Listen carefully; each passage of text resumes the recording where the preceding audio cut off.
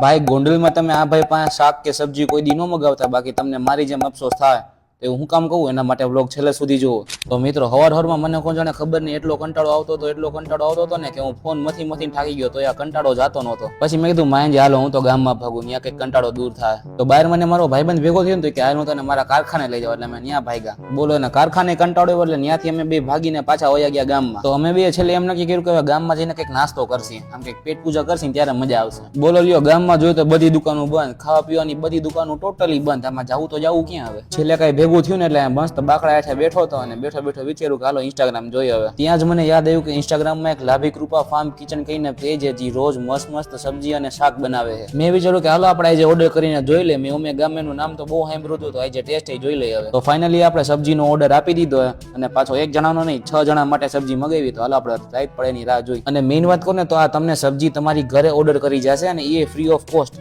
અને time to time. જો હું સાચું કહું ને તો આમનું પેકેજિંગ, ટેસ્ટ અને ક્વોલિટી બધું એક નંબર છે. તમે એને એકવાર મગવીને ટેસ્ટ કરી લ્યો, નો માનતો હોય તો. અને એમનો કહેતા ખાધા પહેલા કેમ ખબર પડી ગઈ, મેં પહેલેથી ખાધેલી એટલે કહું. તો મિત્રો તમે આજે જ વિઝિટ કરો લાભી કૃપા ફાર્મ કિચન પેજ ને અને ફટાફટ સબ્જી ઓર્ડર કરો. પાછો એમાં આજે રવિવાર છે એટલે ફટાફટ ઓર્ડર કરજો, બાકી સ્ટોક પતી જાય.